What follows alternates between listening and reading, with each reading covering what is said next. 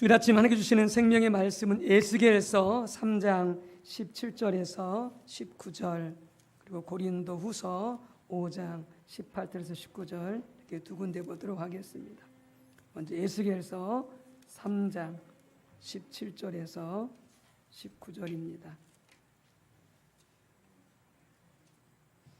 에스겔서 3장 17절에서 19절까지 합독하도록 하겠습니다. 구약성경 1153쪽입니다. 인자야, 내가 너를 이스라엘 족속의 파수꾼으로 세웠으니 너는 내 입의 말을 듣고 나를 대신하여 그들을 깨우치라. 가령 내가 악인에게 말하기를 너는 꼭 죽으리라 할 때에 내가 깨우치지 아니하거나 말로 악인에게 일러서 그의 악한 길을 떠나 생명을 구원하게 하지 아니하면 그 악인은 그의 죄악 중에서 죽으려니와 내가 그의 빚값을 내 손에서 찾을 것이고 내가 악인을 깨우치되 그가 그의 악한 마음과 악한 행위에서 돌이키지 아니하면 그는 그의 죄악 중에서 죽으려니와 너는 내 생명을 보존하리라. 아멘. 또 고린도후서 5장 18절에서 19절입니다. 고린도후서 5장 18절에서 19절입니다. 291쪽입니다. 신약성경 291쪽 고린도후서 5장 18절 19절 여기도 같이 합독하시겠습니다. 모든 것이 하나님께로서 났으며 그가 그리스도로 말미암아 우리를 자기와 화목하게 하시고 또 우리에게 화목하게 하는 직분을 주셨으니 곧 하나님께서 그리스도 안에 계시사 세상을 자기와 화목하게 하시며 그들의 죄를 그들에게 돌리지 아니하시고 화목하게 하는 말씀을 우리에게 부탁하셨느니라. 아멘. 지난주부터 오늘까지 우리가 전도에 대해서 주의 복음, 천국 복음, 하늘나라 복음 전파에 대해서 함께 말씀을 나누고 있습니다. 여자분들이 남자보다 수명이 한 8년에서 10년 정도 더 사신대요. 근데 여자분들은 아기를 낳았기 때문에 실은 여러 가지 육체적으로 많이 약하고 또 병들고 그래서 남자보다 빨리 죽을 것 같은데 실은 남자가 빨리 죽는데요. 여자분들이 8년에서 10년 정도 더 살게 되어지는데 분석을 해보니까 이유가 있다고 하더라고요. 그 중에 가장 큰 이유가 뭐냐면 여자분들은 많은 경우 신앙생활을 한다는 거죠. 신앙생활을 한다는 거죠. 남성분들은 거의 신앙생활을 하지 않는다는 거죠. 하지 않는다는 거죠. 신앙생활 하는 게 뭐가 도움이 되느냐라고 이렇게 말한다면 이게 있대요. 여자분들은 이렇게 물론 남자분들도 교회 다니시는 분들은 마찬가지겠지만 이렇게 교회에 와서 하나님 찬양하고 예배하고 하나님 만나고 그 다음에 또 이렇게 한 주간 동안 살면서 속상하고 마음에 상처받고 괴로운 일이 있으면은 이걸 하나님 앞에 다 토해내고 그리고 또한 이렇게 성도 간의 교제를 통해서 그 마음의 그 아픔을 그 상처를 드러내고 쏟아내면서 이게 위로가 되어지고 이게 힘을 얻기 때문에 여자분들이 더 오래 사신대요. 남자분들은 실은 많은 분들이 이 종교 기독교 신앙 생활을 하지 않을 뿐더러 남자분들은 이 속상하고 마음이 힘든 일이 있으면 어떻게 하느냐? 이게 술로 푼다는 겁니다. 술로 푼다는 거예요. 여자분들은 그냥 물 마시고도 음료수 마시고도 이게 그냥 이 속에 있는 이야기를 털어놓고 이렇게 막 수다를 떨 수가 있는데 남자분들은 이게 술을 먹어야 이게 속이는 얘기를 꺼낸다는 거예요. 그래서 술을 먹다 보니까 이게 또 건강에 안 좋은 거죠. 건강에 안 좋고, 그래서 이제 스트레스를 제대로 관리하지 못하기 때문에 빨리 죽게 되어진다, 이렇게 말하고 있습니다. 여러분, 더 많은 분들이 실은 신앙생활을 해야 됩니다. 하나님 앞에 나와서 복음을 듣고 그 복음 앞에 주님 앞에 우리의 죄를 고백하고 상처받은 것, 속상한 것, 숨뿌리, 우리 죄를 하나님 앞에 다 쏟아내야 되는 거죠. 쏟아내야 되는 거죠. 그리고 소모임을 통해서 또 성도 간에 이게 정직하게 그걸 다 토해내고 함께 나누고 위로받고 격려하고 위에서 기도해주는, 이게 바로 신앙의 힘이고 복음의 힘이라고 하는 것이죠. 복음의 힘이라고 하는 것이죠.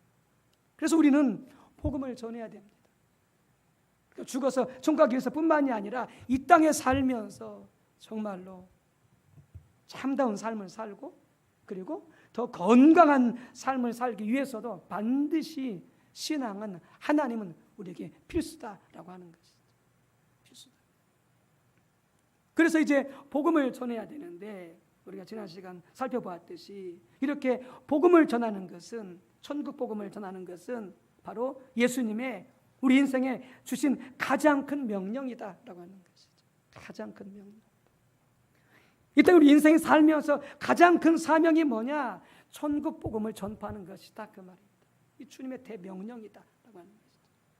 우리가 왜 이 땅에 생명을 살고 살아있느냐? 바로 이 사명을 감당하게 하기 위해서 하나님께서 우리에게 생명을 주시고 이 땅에 보내시고 이 땅에서 지금 살게 하시는 것이다, 그 말입니다. 가장 큰 사명, 하나님 나라 복음을 전파하는 것. 또 하나는 이 복음이야말로 이웃을 사랑하는 가장 큰 사랑의 표현이다라고 하는 것이죠. 우리는 주님 앞에 나오게 되어지면, 그 복음을 듣게 되어지면, 앞에서 말씀드린 것처럼 우리가 상한 마음이 치유가 되어지고 위로받게 되어지고 힘을 얻게 되어지고 살 소망과 힘을 얻어서 우리가 달려갈 수 있게 되어지는, 그 힘이 어디서 오느냐? 복음에서 온다는 것이죠. 하나님에게서 온다는 것. 그래서 절망하는 사람들이, 인생을 살아갈 소망이 없는 자들이 세상에서 절망하고 세상을 포기하려고 하는 그런 많은 사람들에게 바로 그들을 살리고 그들을 세워주고 그들을 이렇게 세울 수 있는 것이 뭐냐? 복음의 힘, 바로 하나님의 놀라운 역사다라고 하는 것이죠. 그래서 그런 자들에게 이 복음을 전해서 예수님 믿게 하고 살아나게 하는 것은 그보다 더 큰 사랑이 없다는 거죠. 그보다 더 큰 사랑이 없다는 거죠. 우리가 하나님 앞에 놀라운 사랑을 받고 구원받았기 때문에, 그래서 우리는 어떻게 해요? 감사함으로, 의무가 아니라 기쁨으로 이 복음을 전하면서 살아야 될 것을 우리가 지난 시간 함께 나누었습니다. 또한 이 복음 전파는 다가오는 하나님의 심판을 알리는 파수꾼의 소명이기도 하다라고 하는 것이죠. 우리가 파수꾼이다라고 하는 것이죠. 이 복음을 전파하면서 하나님의 심판을 알리는 파수꾼의 소명이 뭐냐? 바로 복음 전파다라고 하는 것입니다. 요한복음 3장 18절에 하나님을 모르는 인류는 어떤 형편 가운데 처해 있느냐, 이렇게 말씀합니다. 그를 믿는 자는 심판을 받지 아니하는 것이요, 믿지 아니하는 자는, 예수를 믿지 아니하는 자는 하나님의 독생자 이름을 믿지 아니함으로 벌써 심판을 받은 것이니라, 이렇게 말씀하고 있습니다.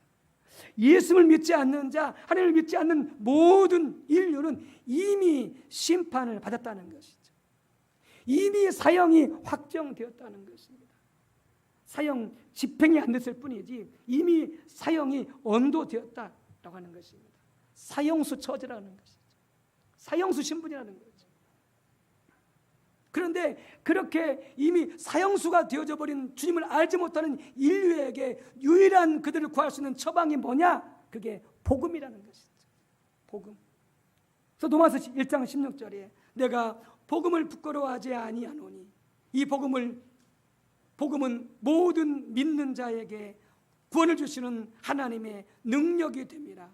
먼저는 유대인에게요, 그리고 헬라인에게로다. 주님을 믿지 않는 이미 사형수 신분인데 하나님이 언제 그 사형을 집행할지 모르는데 그들이 그 사형에서 특별 사면을 받을 수 있는, 하나님의 특별 사면을 받을 수 있는 유일한 처방이 뭐냐? 복음이라는 거예요. 복음. 누구든지 예수를 믿으면 사형을 면하고 구원받을 수 있기 때문에 바로 그 복음이 하나님을 모르는 사형수들이 사형을 면할 유일한 처방이다, 이렇게 말씀하고 있는 것이죠. 오늘 같이 읽었던 에스겔서 3장에서도 그렇기 때문에 어떻게 한다? 이 복음을 전하라고 우리를 구원하셨고 우리를 파수꾼으로 하나님께서 임명하셨다, 이렇게 말씀하고 있습니다. 파수꾼이 뭡니까? 높은 망대에 올라가서 탑 같은 곳에 올라가서 적들이 침입해 오는지 오지 않는지를 갖다가 살펴보다가 적이 침입하면 바로 알리는 거죠. 적이 쳐들어왔다 하면서 전쟁을 준비하고 대비하는 거죠. 파수꾼이 중요한 임무인 거죠. 바로 에스겔서가 이미 나라가 망해가고 있고 그리고 또한 이제 완전히 망해갈 그 유다를 향하여서 파수꾼의 직무를 감당하라고 에스겔을 하나님께서 임명하셨다는 것이죠. 내 백성에게 고해라, 소리를 외치라. 저들이 하나님께 회개하고 돌아오지 아니하면 저들이 망할 거라고, 저들이 심판을 받을 거라고 너는 강력하게 외치라, 이렇게 하시면서 하나님께서 에스겔을 파수꾼으로 세워주신 것이죠. 마찬가지로 우리가 파수꾼이라는 것입니다. 하나님의 심판의 직면에 있는, 그래서 언제 하나님에서 사형 집행할지 모르는 사형수 같은 하나님 믿지 못하는 많은 영혼들에게 가서 복음을 전하여서 그들이 구원받도록 외치라고 우리에게 하나님께서 동일하게 에스겔처럼 파수꾼으로 부르시고 세워주셨다라고 하는 것이죠. 그러면서 말씀하십니다. 파수꾼들이 악인들에게 하나님을 대신하여서 이 하나님의 말씀을 전하여서 그들을 깨우쳐야 되는데 그들이 그 말씀을 듣고 회개하고 돌이키면 그도 살 것이고 그리고 파수꾼에게도 그 핏값을 물지 않겠다 하나님께서 이렇게 말씀하십니다. 그렇죠. 파수꾼이 외쳐야 되는 것이죠. 전쟁이 일어났다라고 외쳐야 되는 것이죠. 그게 파수꾼의 중요한 임무죠. 그래서 싸움을 위해서 존재하는 것이 아니라 전쟁이 났다고 소식을 알리는 임무가 바로 파수꾼의 임무인 거죠. 그래야 전쟁을 대비하고 전쟁을 준비할 수 있는 것이죠. 마찬가지죠. 여러분들이 하나님을 믿지 않으면, 예수를 믿지 않으면 망합니다. 여러분 죽습니다 라고 그들에게 입을 열어 외쳐야 되는 것이 우리들이 파수꾼으로서의 임무다라고 하는 것이죠. 그렇게 해서 그들이 회개하고 돌아오면 그가 살 것이고 너도 살 것이다. 그런데 파수꾼의 임무를 감당하지 않을 때, 그래서 그 악인이 회개하고 돌아오지 않고 멸망당했을 때 내가 너에게 그의 핏값을 물을 것이다, 이렇게 말씀합니다.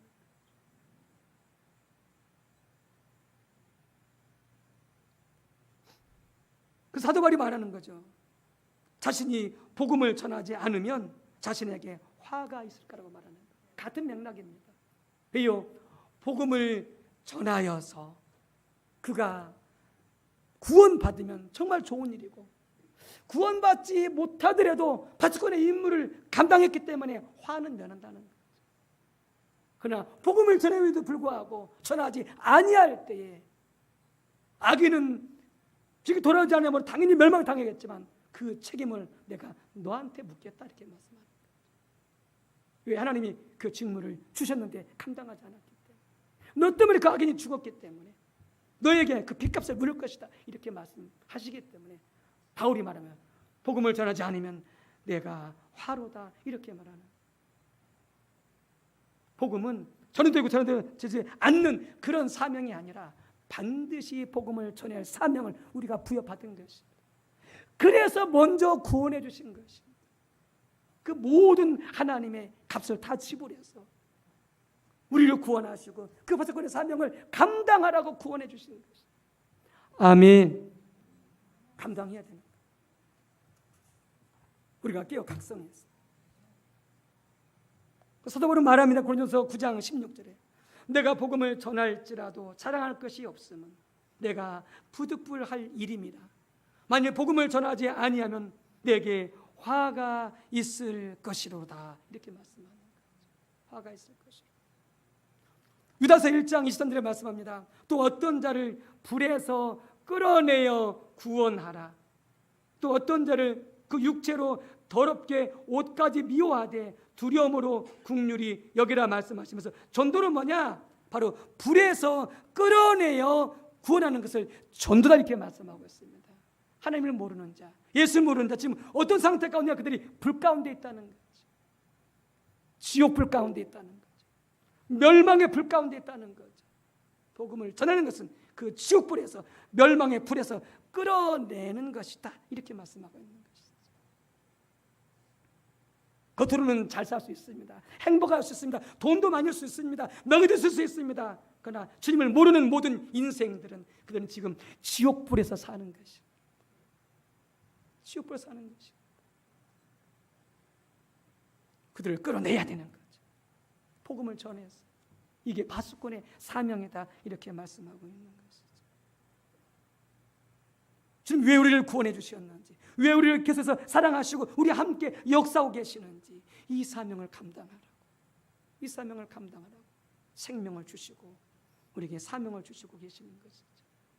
네 번째는 하나님께서 전도를 인도하십니다. 작은 첫 번째, 잃은 영혼을 구원하는 일은 근본적으로 우리의 일이 아니라 하나님의 일입니다. 하나님의 일입니다.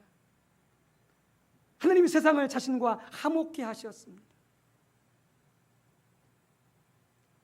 세상과 하나님께서 자신을 화목케 하신 분은 바로 다른 사람이 아니고 하나님 자신이 그렇게 하셨습니다. 하나님께서 우리를 하나님과 화목하게 하시면서 예수님 안에서 세상을 또 자신과 화목케 하고 계시는 것이죠. 오늘 본문 중에 말씀이 바로 그런 내용입니다. 여러분, 그렇기 때문에 복음을 전하는 것은 우리가 하지만 듣는 사람들의 마음의 눈을 열어서 그들의 죄를 위해서 십자가에 죽으신, 부활하신 그 예수님을 알게 하신 분은 누구시냐? 하나님이시다라는 것이죠. 성령님이시다라고 하는 것이죠. 우리가 아무리 복음을 전해도 하나님께서 성령께서 그들의 마음의 눈을 열어주시지 않으시면 예수님이 그들의 구원자인지 전혀 모르는 것이죠. 복음을 우리가 전해야 되겠지만 그들로 하여금 예수님을 알게 하신 분은 누구다? 성령님이고 하나님이시기 때문에 바로 근본적으로 영혼을 구원하는 일은 바로 하나님의 일이다라고 하는 것이죠. 그래서 성령으로 거듭나야 구원받는 것이죠. 요한복음 3장 5절에서 8절에 복음을 듣고 성령으로 거듭나야 구원받는 것이죠. 아무리 복음을 전한다고 할지라도 성령이 역사하지 않으면 구원받지 못하는 것이죠. 구원하신 분이 누구냐? 바로 성령님이요 하나님이시다라는 것이죠. 하나님의 일이 바로, 성령님의 일이 바로 사람들을 구원하시는 역사다라고 하는 것이죠. 그래서 요한복음 3장에 말씀하시죠. 구원받는 것은, 성령으로 거듭나는 것은 바람이 임의로 불어서 어디서 와서 어디로 가는지 모르는 것처럼 복음을 듣게 되어지면은 그가 성령으로 누가 언제 어떻게 구원받을지 모르지만 성령께서 역사하셔서 그가 구원받게 하신다라고 하는 것이죠. 복음을 전하면 그가 언제 어떻게 구원받을지 모릅니다. 바람이 어디서 불어서 어디로 가는 것을 모르는 것처럼, 물론 지금은 알지요. 옛날에 과학이 발달되지 않았기 때문에 바람이 어디서 와서 어느 방향으로 부는지 과거는 몰랐잖아요. 지금은 다 과거로 발견되잖아요. 그래서 바람이 어디서 어디로 부는지 다 알잖아요. 과거는 몰랐어요. 마치 그런 것처럼 복음을 전하면 누가 언제 어떻게 구원받을지 전혀 모르는 거죠. 그러나 하나님께서 주권적으로 역사하셔서 성령으로 그가 구원받게 해주신다는 것이죠. 그래서 복음을 전하라고 하는 것이죠. 전도가 뭐냐? 입을 열어서 복음을 전하는 것이 전도라고 하는 거예요. 그 남의 연도가 책임지겠다. 하나님이 책임지겠다. 성령께서 책임지겠다라는 거예요. 이때 복음을 전하라고 하는 것이죠. 왜요? 구원하신 일은 성령님의, 하나님의 일이시기 때문에 그렇게 말씀하시는 것이죠. 두 번째는 그렇기 때문에 여러분, 전도를 지도하시고 인도하시는 분이 누구냐? 하나님이시다라고 하는 거예요. 전도는, 구원하는 일은 하나님의 일이기 때문에 하나님께서 우리의 전도를 지도하시고 인도하시고 전도의 문을 여시고 각 사람에게 전도의 사명을, 영역을 지정해 주신다라고 하는 것이죠. 하나님이 주도하시고 성령님이 주도하시고 인도해 가신다라고 하는 거예요. 그렇기 때문에 복음을 전하는 일이 뭐냐? 곧 그게 하나님 나라를 구하는 거예요. 먼저 그의 나라와 그의 의를 구하라고 말씀하셨잖아요. 예. 바로 이 전도를 하나님이 주도하시는 것이죠. 하나님이 역사하시는 것이죠. 우리는 하나님이 그 주도하시는 그 역사 가운데 순종하고 동참하는 것이죠. 그래서 뭐라고 말씀하세요? 염려하지 말라는 거예요. 뭘 먹을까, 뭘 마실까, 뭘 입을까 염려하지 말라는 거예요. 먼저 그의 나라와 그의 의를 구하게 되어질 때, 이 복음을 주님과 함께 전하면서 주님께 순종하면서 이 복음을 전할 때 너희는 뭘 먹을까, 뭘 마실까, 뭘 입을까 염려하지 말라는 거예요. 내가 더해주겠다는 거예요. 내가 영원토록 함께 하시겠다는 거예요. 왜요? 이 복음이 천국 복음이기 때문에, 하나님 나라 복음이기 때문에, 하나님이 일 가운데 주도하시고 역사하시기 때문에 교회가 우리가 동참할 때 염려하지 말라는 거예요. 뭐 먹고 살까 염려하지 말라는 거예요. 하나님 책임주신다고. 할렐루야. 주님이 주도하시는 거예요. 그래서 여러분 사도행전 8장에 보게 되어지면 우리가 빌립비에서 잘 볼 수가 있습니다. 빌립비 사마리아에서 복음을 전하면서 많은 열매를 거두고 있었습니다. 갑자기 주님의 천사가 빌립비를 향해서 말합니다. 빨리 광야로 내려가라. 예루살렘에서 가사로 내려가는 큰 길에 사막이 있는데 빨리 그리로 내려가라 이렇게 천사가 빌립한테 요청을 하거든요. 그러니까 빌립이 순종해서 그 사막으로 가봅니다. 그랬더니 에디오피아에서 온 그런 그 여왕의 그 내시가 그 일행이 마차를 타고 가고 있는 거예요. 그때 성령께서 말씀하십니다. 빌립아 빨리 저 마차로 다가가라. 가서 봤더니 에디오피아 여왕의 국고를 맡은 내시가 거기에서 성경을 읽고 있는 거예요. 이사야서를 읽고 있는 거예요. 예수님에 관한 예언의 내용 이사야서를 읽고 있는 거예요. 그가 아무리 성경을 읽어도 그게 무슨 내용인지 모르는 거죠. 그래서 빌립이 올라가서 이사야 본부부터 시작해서 예수님이 누구이신지 복음을 전하여서 그가 감동받고 예수님을 영접하고 세례받고 구원받는 역사가 일어나게 되어지는 것이죠. 여러분 초대교회 때 에디오피아가 엄청난 부흥이 일어났다는 거 아닙니까? 그 아프리카 에디오피아에 누구의 공이었겠습니까? 첫 번째 하나님이었겠지만 바로 이 내시가 복음을 받아들여가서 전하지 않았겠습니까? 전하지 않았겠습니까?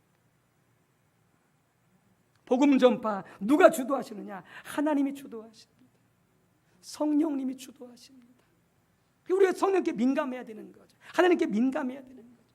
하나님과 교통하며 교제하는 가운데 성령의 지시를 받아서 하나님의 그 감동을 따서 우리는 복음을 전하고, 그러면 나머지는 어떻게 한다? 하나님이 책임지시고 역사하신다라고 하는 것이죠. 바울과 그 일행이 아시아에서 계속 복음 전하기를 원했지만 성령께서는 그에게 환상을 보여주시면서 마게도니아 유럽으로 가서 복음을 전하라고 하나님께서 그렇게 바울이 일행에게 요청을 하셔서, 그래서 바울이 순종하고 아시아에서 선교를 그만두고 유럽으로 가게 되어진 것 아닙니까? 그래서 유럽의 복음화가 놀랍게 일어나게 되어지는, 그리고 로마의 복음이 전파되면서 전 세계 복음을 전하게 되어지는 역사가 바로 일어나게 되어진 것이죠. 그게 어디서 나왔습니까? 바울이 했어요? 아니요, 그게 하나님의 지혜인 거죠. 성령의 지혜인 거죠. 복음 전파의 주도를 누가 하시느냐? 교회가 아니고 우리가 아닙니다. 성령님이 하시고 하나님이 하십니다. 그래서 더 하나님을 찾아야 되고 하나님의 얼굴을 구하는 가운데 하나님의 인도하심을 구하고 그분의 지도하심을 구해야 되는 것이죠. 하나님이 그 복음이 전파되어서 많은 생명들을 살리기를 원하시기 때문에, 한 명도 멸망당하지 않고 다 구원하기를 원하시기 때문에, 이게 긴급하게 교회가 우리가 전해야 될 천국 복음, 하나님의 복음의 사명인 줄로 믿습니다. 이렇게 순종해서 우리가 성령을 따라 하나님의 인도를 따라 복음을 전하게 되어질 때에 하나님께서 성령의 능력으로 뒷받침하시고 함께 하시는 것이죠. 그래서 대이임령 속에 마태복음이나 누가복음 보게 되어지면 주께서 뭐라고 말씀하시까? 너희는 모든 민족에 가서 복음을 전파하라. 그들이 세례받게 하고 예수님 믿게 하고 모든 것을 가르쳐 다 지키게 하라 하시면서 뭐라고 말씀하십니까? 내가 세상 끝날까지 너희와 함께 하겠다 이렇게 말씀하지 않습니까? 그래서 누가복음에서 뭐라고 말씀하십니까? 너희가 예루살렘을 떠나기 전에 아버지가 약속하신 것을 기다려라. 능력으로 온 힘이 되어질 때까지 기다려라 이렇게 말씀하잖아요. 마태복음에서는 없으니까 내가 복음을 전할 때 내가 끝날까지 함께 해주겠다.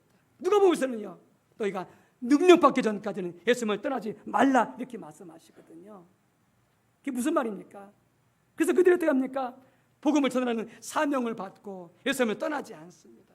함께 모여서 기도하고 찬양할 때들에게 성령이 임했습니다. 예수님 보내신 성령이 임했습니다. 그리고 능력이 임했습니다. 그리고 그때부터 그들은 뭐였습니까? 나가서 복음 전하기 시작한 것이죠. 내가 너희와 영원히 함께 하리라. 언제 할 때? 복음을 전파할 때에 능력으로 내가 너희와 함께 해주겠다라고 하는 거예요. 그래서 복음을 전하며 순종해 나갈 때 기사와 표적이 나타나게 되어지는 것이죠. 이어 그 복음을 증거할 수 있도록, 복음이 뒷받침되도록, 그래서 병들 고침받고 귀신이 떠나가게 되고 각종 기적이 일어나게 되죠. 왜 그러느냐? 전한 복음이 진리임을 증거하는 거예요. 뒷받침하는 거예요. 그래서 우리가 복음을 전할 때에 더 강력한 기적이 나타나야 돼요. 죽은 자가 살아나고 병자가 고침받고 귀신이 떠나고 가정이 회복되어지는 놀라운 성령의 능력 역사가 나타나야 되는 줄로 믿습니다. 성령이 뒷받침하시는 거예요. 뭐 할 때? 이 복음을 전파할 때에. 이요 복음의 진리이기 때문에 사람들 앞에 그것을 증거하는 거예요. 봐라! 하나님이 살아계시지 않느냐? 봐라! 예수님이 살아계시지 않느냐? 봐라! 예수님 믿으면 치유받고 구원받지 않느냐라고 하는 것을 강력하게 성령의 능력으로 뒷받침하시고 증거하신 줄로 믿습니다. 그 믿음을 가지고 우리가 어떻게 복음을 전해야 되는 거예요. 복음을 전해야 되는 거예요. 작년 기도하셨지만 저는 안타깝게 우리 여철원 집사님이 66세입니까? 너무나 일찍 하나님의 부르심을 받았습니다. 그리고 다 알지 못하지만 저 집사님은 많은 고생과 어려움을 겪었습니다. 그 과정 속에 많은 어려움과 그런 고난이 있었습니다. 자신도 몸이 아픈데 아내마저 신장 투석에다가 그리고 또한 이 발가락이 썩어가고 또 다리를 절단해야 될 그런 위기 가운데 3개월 동안 그래서 밤낮으로 아내를 간병하고 또 병원 밥이 음식이 맞지 않기 때문에 시장에서 늘 또 반찬을 사다가 또 아내를 먹이고 얼마나 고생을 많이 한지 모릅니다. 그래서 겨우 이제 하나님의 은혜로 다리 절단하지도 않고 이제 회복이 되어서 통원 치료하면서 이제 지난 토요일 날 퇴원했는데 그렇게 부르심을 받은 거예요.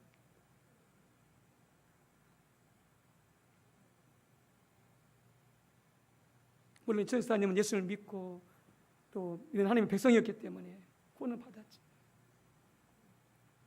너무나 홀로 많은 짐을 짊어지고 있었던 거죠. 아들도 건우 형제도 건강하지 못한 가운데 있고